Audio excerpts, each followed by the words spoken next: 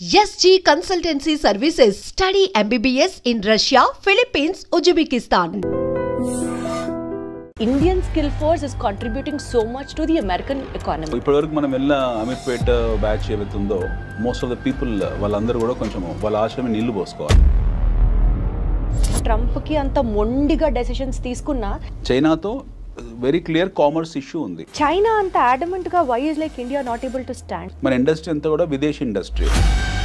Trump పెట్టిన reforms ఎవరికి ఉపయోగకరంగా లేవు. మన తెలుగు వాళ్ళ సక్సెస్ ఏంటి తెలుసా? Pushpa 2 collections, Baahubali 2 collections, Baahubali 1 collections, దాని గురించి చర్చించుకోవడం మన సక్సెస్. స్టాండర్డ్ ఆఫ్ లివింగ్ ని క్వశ్చన్ చేయొద్దు కదా. నువ్వు వెళ్ళిపోమంటే వెళ్ళిపోయే స్థితిలో మనం ఉన్నాం కదా.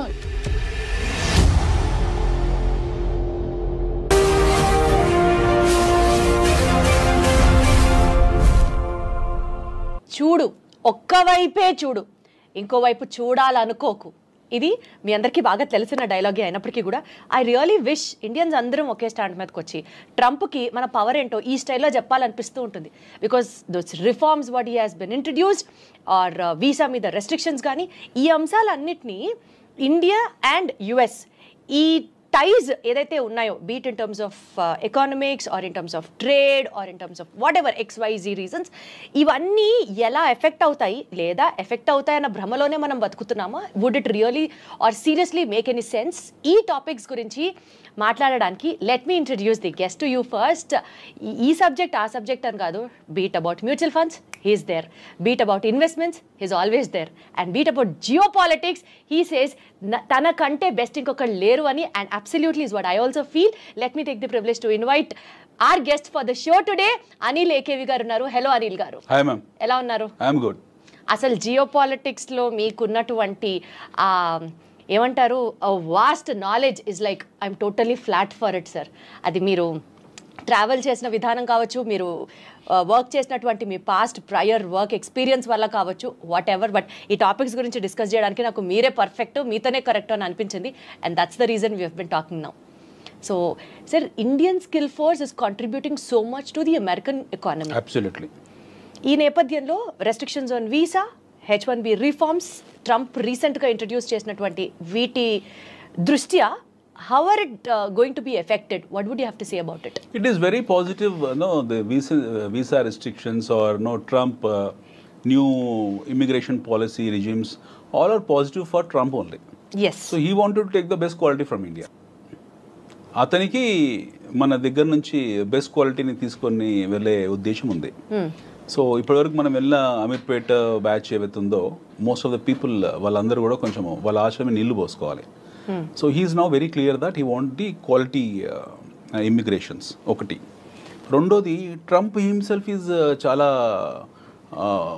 బిజినెస్ మ్యాన్, బిజినెస్ పర్స్పెక్టివ్ ఇవన్నీ ఈ దృష్టికోణంతో చూడడం మానేస్తే you find Trump is a very clear statesman.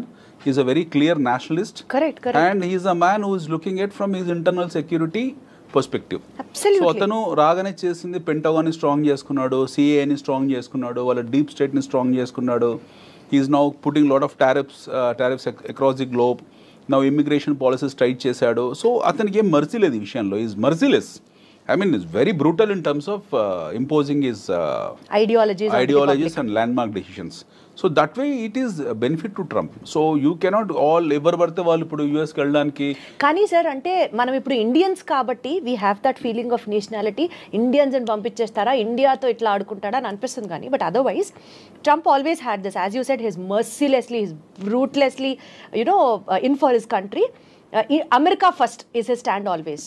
ఏది ఏమైనా సరే America first, Americans first. America first అనే థియరీ ఇప్పుడు లేదు. మనకు 17th century నుంచి, లేట్ 17th century నుంచి అమెరికా ఫస్ట్ అనే ఉంది. ఫస్ట్ కోల్డ్ వార్ తర్వాత అమెరికా ఎప్పుడైతే యాజ్ అ నేషన్ గా ఫామ్ అయిపోయిందో, అంటే ఫస్ట్ వరల్డ్ వార్ తర్వాత, first cold war and first world war, అమెరికాలో చాలా కోల్డ్ వార్ జరిగాయి. లెట్స్ టేక్ అందరికి తెలిసింది ఫస్ట్ వరల్డ్ వార్ అనుకుందాం. వాళ్ళు హిరోషిమా, నాగసాకి మీద ఎప్పుడైతే బాంబింగ్ చేశారు, హ్యారీ ట్రూమాన్, అప్పుడే వాళ్ళు అమెరికా ఫస్ట్ అని స్టాండ్స్ తీసుకున్నారు. ప్రపంచ యుద్ధాన్ని చూసిన అతిపెద్ద అగ్రరాజ్యం అది. They have not called it, but they have finished it. ప్రపంచ యుద్ధాన్ని ఫినిష్ చేసిన నేషన్ అది. 2 బాంబులు వేశారు. వాళ్ళ పర్ల్ హార్బర్ దెబ్బతిన్న తర్వాత they went and bombed Hiroshima, Nagasaki 1945 August 6th and 8th. సబ్సిక్వెంట్గా వాళ్ళు తీసుకున్న నిర్ణయం ఏంటంటే అమెరికా ఫస్ట్. మనం ఈ భూమండలం మీద సర్వైవ్ కావాలంటే జర్మనీని ఎదుర్కోవాలనుకున్న అప్పటికి చైనా లేదు.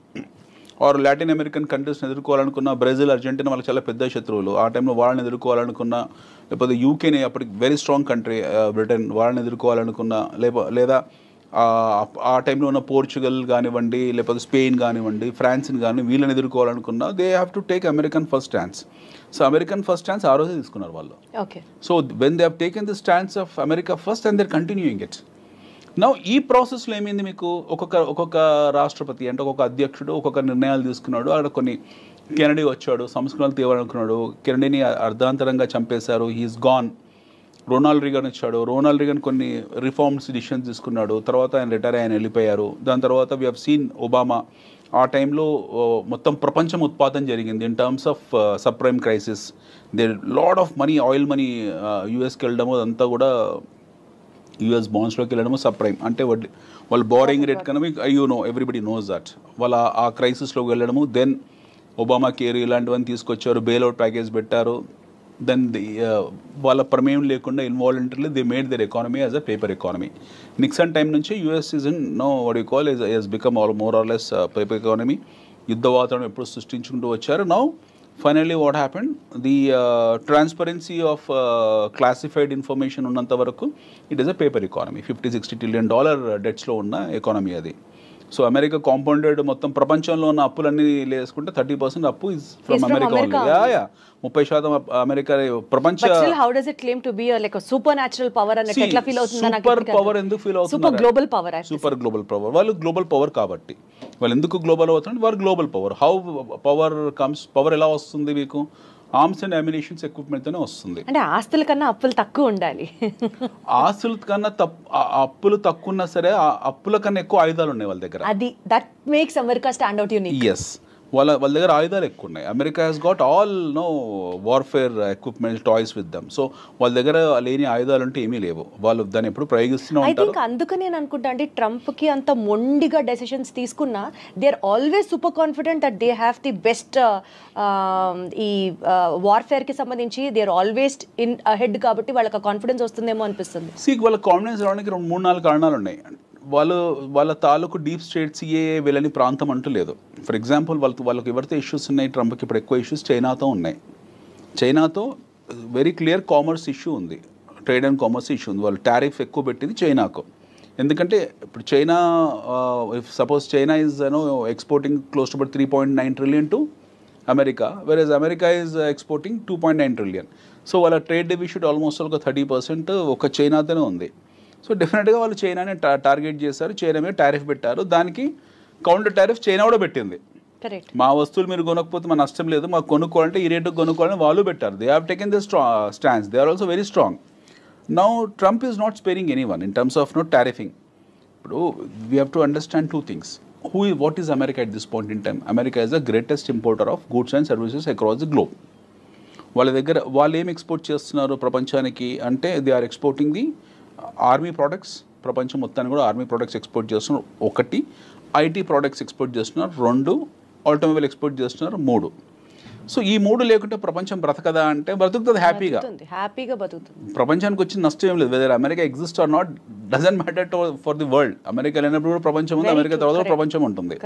సో ఈ తాలూకు థాట్ సెట్ని వీళ్ళు సెట్ చేసుకున్నారు. ఈ థాట్ ప్రాసెస్ వీళ్ళకి అర్థమైపోయింది. Trump and is earlier regime the understood. Now globe is becoming nowhere, what you call dependent on us. They are becoming independent. China has become independent. India upcoming emerging kabatti manaki pedda issue ledu India tho. But whereas Europe self సఫిషియెంట్గా ఉన్నారు, అన్ని దేశాలకు domestic consumption story ఉంది, మేము ఎక్కువ import చేసుకుంటున్నాము అన్న థాట్లో already వాళ్ళు ఉన్నారు. Now Trump has given whistle blow to entire US nation. Make America great అనేది. మేక్ అమెరికా గ్రేట్ అనే స్టాన్స్ అంటే ఏంటి? America has lost its greatness and Trump himself has appealing to the world that మేము ఒకప్పుడు చాలా గొప్ప వాళ్ళము, మా గ్లోరీ పోగొట్టుకున్నాం, మళ్ళీ మా దేశాన్ని పునర్నిర్మించుకుంటున్నాము.